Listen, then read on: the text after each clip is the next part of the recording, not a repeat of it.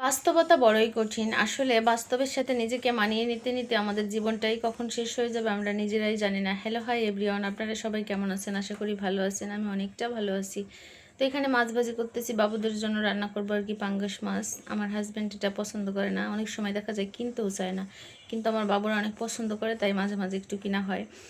তো এই কথাটা বললাম কেন জানো? বাস্তব সত্যিই বড় কঠিন। একটা মা কত কষ্ট করে তার সন্তানদের বড় করে লালন পালন করে, বাবাও অনেক কষ্ট করে, কিন্তু মায়ের ভূমিকাটাই আমি মনে করি বেশি থাকে। যেহেতু বাচ্চারা সবসময় মায়ের সান্নিধ্যে থাকে, সেই সন্তান যখন বড় হয় তখন ওই মাই অবহেলিত হয় তার কাছে।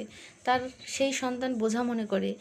কেমন সন্তান আমরা, যে আমাদের পিতামাতার ওষুধ লাগবে, তাদের সেবা লাগবে, আমরা দিতে কষ্ট পাই, আমাদের কাছে টাকা থাকে না, কিন্তু একটা সময় তো ওই পিতামাতাই আমাদের জন্য সব কিছু ছেড়ে দেয়, সব কিছু উজাড় করে দেয়। আমাদের যদি একটু জ্বর হয়, তাদের সেবায় আমরা সুস্থ হয়ে উঠি, কিন্তু ওই মাতা যখন বৃদ্ধ হয়ে যায় কিংবা পিতা বৃদ্ধ হয়ে যায়, তাদের একটু সেবা দিব আমরা সেটা পারি না, আমাদের সময়ই হয়ে ওঠে না। কাল একটা বৃদ্ধ দিদার সাথে দেখা হলো, জানো, ভীষণ কষ্ট লাগলো।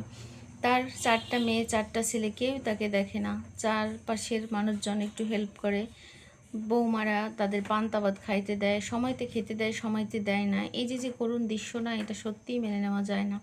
আমরা সত্যি বুঝি না, আমরাও তো বৃদ্ধ হব বলো, একদিন আমাদেরও ওই জায়গায় যেতে হবে, কিন্তু সেই জিনিসটা আমরা ভুলে যাই। কেন ভুলে যাই জানি না, আমার ভীষণ খারাপ লাগছে আর কি, তাই তোমাদের সাথে শেয়ার করলাম।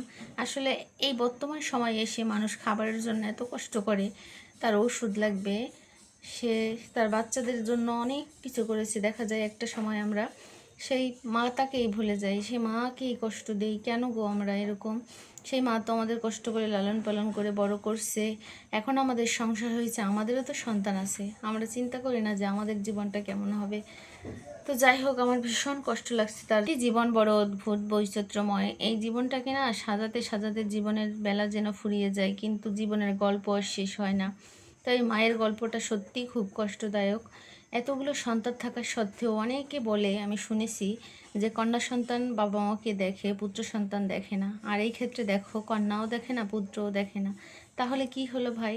আমাদের সমাজটা সত্যিই বড় অদ্ভুত। আমি বুঝি না যে তারা এগুলো মেনে নেয় কিভাবে। সেই সমাজে মানুষ নাই যে ওই মাতাকে একটু ন্যায় বিচার করে দিবে, কিন্তু কেউ দেয় না, বলে আমার অন্ন খেয়ে আমি কেন তোমার কাজ করব।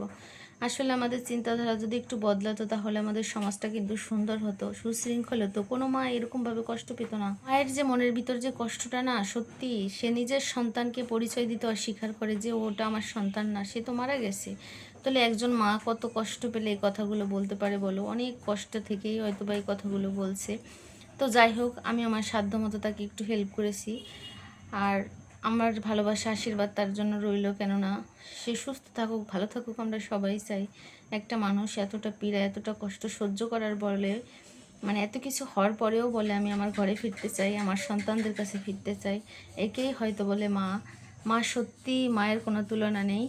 তো ভালো থাকুক ওই মা, মায়ের জন্য অনেক শুভকামনা রইল। এটা কোনো গল্প না, আসলে এটা সিনেমাকেও কিন্তু হার মানায়। সত্যি অনেক কষ্ট লাগছে আমার, জানি না তোমাদের কেমন লাগবে, কিন্তু এই জিনিসটা না আমাকে খুবভাবে কষ্ট দিচ্ছে, যে আমরাও তো একসময় বৃদ্ধ হব, আমাদের সন্তানেরা এটা দেখে এইগুলাই শিখবে, তখন আমার তো ওইগুলাই ভোগ করতে হবে। তাই সময় থাকতে নিজেকে শুধরানো উচিত। নিজের ভবিষ্যতের চিন্তা হয়তো বা ঈশ্বর করতে বলেন নাই, কিন্তু একটু ভাবো যে ভবিষ্যতে কি হবে। আমি যেগুলো করছি আমার থেকেই তো আমার সন্তান শিখছে, তাহলে আমার সন্তান তো আমারই মতন হবে, তাই না? তাই অবশ্যই সবাইকে যথাযথ সম্মান করা উচিত সবার দিক থেকে। নিজের মাতা থাকতে পিতামাতাকে ভক্তি করা উচিত, কেননা তারা মৃত্যু হয়ে যদি যায়, তারপরে যদি তাকে আমরা কিছু খেতে দিই, তখন সে খেতে আসবে না। তাই বেঁচে থাকতে তাকে দুমুঠো খাবার যেন আমরা দিতে পারি, আমাদের মন মানসিকতা চিন্তাধারা যেন বদলায়, এটাই ঈশ্বরের কাছে প্রার্থনা, আর কিছু চাওয়ার নেই। তিনি যেন সবার মঙ্গল করেন, সবাইকে ভালো রাখেন, এটাই আমার চাওয়া। তো যাই হোক, অনেক কিছু বললাম তোমাদের সাথে, কথাগুলো বাস্তব, জানো তো। এই আন্টির জীবনটা অনেক কষ্টের আর কি, কি বলবো, আমার কিছু বলার নেই, আমার ভীষণ কষ্ট লাগছে, তাই তোমাদের সাথে শেয়ার করলাম। তো এই যে আমি অনেকবার, মানে অনেক একটু ভিডিও ক্লিপ নিয়েছি, বেশ বড় একটা ভিডিও তৈরি করেছি। তো দেখো কত সুন্দর করে রান্না করে ফেলতেছি। তো এই মাছটা বাবুরা যেহেতু পছন্দ করে, তাই তাদের আর কি ভাইজা ভাইজা দিলে ভাতের সাথে বেশ মজা করেই খেয়ে নেয়, তাই তাদের ভাইজা ভাইজা রান্না করে দিই। আর এখানে যে ফলি মাছ রান্না করতেছিলাম, শিং মাছ সাথে ছিল, তো এইগুলো দিয়ে এই রান্না বান্না করে নিয়েছিলাম, খেয়ে নিয়েছিলাম। খেতে কিন্তু বেশ মজা হয় আর কি এই খাবারগুলো। তো তোমরা ভালো থেকো গো, আবার দেখা হবে নতুন কোনো গল্পে, নতুন কোনো ভিডিওতে।